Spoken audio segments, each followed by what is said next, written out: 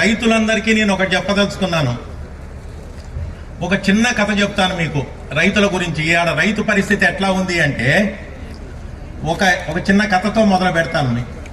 ఒక ఎలుక ఉందంట. ఆ ఎలుకకు ఒక కోరిక పుట్టిందంట. తన కూతుర్ని ఈ ప్రపంచంలో అందరికన్నా శక్తివంతుడికి ఇచ్చి పెళ్లి చేయాలి అని. అది ఎవరికి చేయాలి అని అనుకొని, ఈ ప్రపంచంలో అందరికన్నా శక్తివంతుడు ఎవరు? సూర్యుడు. సూర్యుడికి ఇచ్చి చేయాలని సూర్యుడిని అడుగుద్ది, నా కూతుర్ని పెళ్లి చేసుకుంటావా నువ్వు అని. అయితే సూర్యుడు చెబుతాడంట, నేనేం శక్తివంతుడిని, ఒక చిన్న మేఘం వచ్చి నన్ను కమ్మేస్తుంది, కాబట్టి నాకన్నా మేఘం శక్తివంతమైంది, మేఘాన్ని అడగమంటది. మేఘాన్ని అడిగితే మేఘం అంటది, నేనేం శక్తివంతుడిని, ఒక చిన్న పర్వతం వచ్చేసి నన్ను వస్తే నేను వంగిపోవాల్సిందే, నేను దాన్ని చీల్చుకొని వెళ్ళలేను, నేను నాకన్నా చిన్న కొండ శక్తివంతురాలు అంటే చెప్పుద్ది. కొండను అడుగుద్ది ఎలుక, నా కూతుర్ని పెళ్లి చేసుకోమని. నేనేం శక్తివంతురాలని, ఒక చిన్న ఎద్దు వచ్చి నన్ను కొమ్ములతో పొడిస్తే నేను గిలగిల్లాడిపోవాల్సిందే, కాబట్టి నాకన్నా ఒక ఎద్దు శక్తివంతురాలంటది. ఎద్దును అడుగుద్ది, నా కూతుర్ని పెళ్లి చేసుకోమని.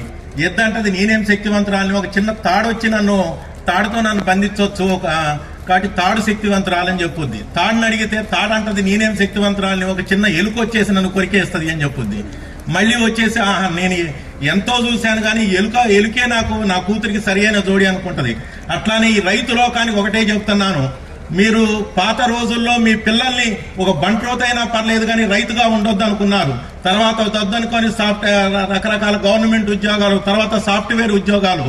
ఇవాళ సాఫ్ట్వేర్ ఉద్యోగం కూడా, ఒక సాఫ్ట్వేర్ చేసే అతను జీవితకాలం కష్టపడి, జీవితకాలం తాకట్టు పెట్టి, ఈఎంఐలు కడుతూ, లోన్లు కడుతూ, ఇళ్ల కోసం లోన్లు కడతా, అన్నీ చేస్తా, ఒక 2 ఎకరాలు కొనుక్కుంటే చాలు, నా జీవితంలో నేను సక్సెస్ అయిపోయాను అనుకుంటాడు. కాబట్టి అది రైతు ఆల్రెడీ ఇంటి దగ్గర 10 ఎకరాలు 20 ఎకరాలు రైతుకి ఆల్రెడీ ఇంటి దగ్గర ఉంది. కాబట్టి ఇవాళ ఒక ఎలుక పరిస్థితి ఎట్లా ఉందో ఇవాళ రైతు పరిస్థితి కూడా అదే. కాబట్టి మీరు ఒక ప్రైడ్ తోటి మీరు మీ వ్యవసాయాన్ని చేయండి. ప్రైడ్ తోటి మీరు వ్యవసాయాన్ని చేసినట్లయితే ఈ వ్యవసాయంలో ఇంకా ఎంతో మీరు అభివృద్ధి చెంది ముందుకెళ్ళడానికి అవకాశం ఉంది. అంటే ఒక ఎలుక ఏ రకంగా అయితే ఆలోచించిందో ఇవాళ రైతు కూడా ఇప్పుడే రియలైజ్ అవుతాడు, ఓహో అన్ని వృత్తుల కన్నా నా వృత్తే చాలా గౌరవప్రదమైన వృత్తి, నేను సైంటిఫిక్ అప్రోచ్ తో వెళ్ళినట్లయితే నాకు ఈ వృత్తిలో కూడా చాలా లాభసాటిగా ఉంటది అని ఇప్పుడే కొంత ఆలోచన మొదలైంది. ఇంకా బాగా రావాలని నా యొక్క ఆలోచన. తర్వాత ఈ అగ్రికల్చర్ స్టూడెంట్స్కి ఒకటే చెప్తున్నాను, నా దగ్గర ఒక 100 మంది దాకా అగ్రికల్చర్ స్టూడెంట్స్ పనిచేస్తున్నారు. పిహెచ్డి చేసిన వాళ్ళు ఒక 15 మంది పనిచేస్తున్నారు. ఎంఎస్సీ చేసిన వాళ్ళు ఒక 40-50 మంది పనిచేస్తున్నారు. బిఎస్సీ చేసిన వాళ్ళు ఒక 40-50 మంది పనిచేస్తున్నారు. ఇవాళ అగ్రికల్చర్ బిఎస్సీ చేసే స్టూడెంట్స్ అందరి దగ్గర సత్తా ఉన్న వాళ్లే కానీ మీలో సెల్ఫ్ కాన్ఫిడెన్స్ అనేది కొరబడ్డది, మీలో మోటివేషన్ లేకుండా అయిపోయింది. మీరు అగ్రికల్చర్ ఎవరు కూడా చిన్నప్పటి నుంచే ఈ అగ్రికల్చర్ లో ఉన్నటువంటి పొటెన్షియాలిటీని గుర్తించకపోవటం వల్ల మీరు అగ్రికల్చర్ అనేది వచ్చిన తర్వాత మీరు మొక్కుబడిగా చదువుతున్నారు, మీరు ప్రాక్టికల్ ఓరియంటేషన్ తో చదవట్లేదు. ఇవాళ భారతదేశంలో, వ్యవసాయ దేశంలో ఒక మంచి అకౌంటెంట్ కావాలంటే దొరుకుతాడు, ఒక మంచి డాక్టర్ కావాలంటే దొరుకుతాడు, ఒక మంచి అగ్రికల్చరిస్ట్ కావాలి అని అంటే ఇవాళ చాలా ఒక దురాశ అవుతుందన్నమాట, అత్యాశ అయిపోతుంది మనకి. అంటే అగ్రికల్చర్ లో ప్రాక్టికాలిటీ అనేది లోపించింది.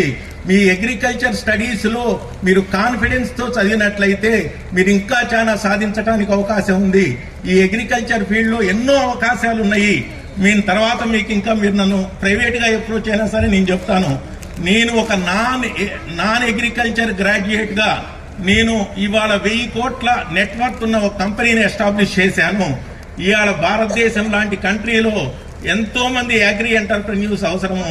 మీరు ఎంతో డెవలప్ అవడానికి అవకాశం ఉంది. మీరు గవర్నమెంట్ జాబ్స్ అనే దృష్టి కాకుండా మీరు మీ సొంతగా మీరు అగ్రికల్చర్ లో ఉన్నటువంటి రకరకాల ఆపర్చునిటీస్ ని వాడుకున్నట్లయితే మీరు ఎంతో ముందుకెళ్తారని నా యొక్క ఆశ. కాబట్టి ఈ అవకాశం ఇచ్చినటువంటి అందరికీ ఏంటంటే ఇంకా చాలా చెబుదాం అనుకుంటున్నాను, కానీ సమయాభావం అని చెప్పలేకపోతున్నాను. అందరికీ ధన్యవాదాలు.